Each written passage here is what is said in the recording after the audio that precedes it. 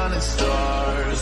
He said go venture far beyond the shores, don't forsake this life of yours. I'll guide you home no matter where you are.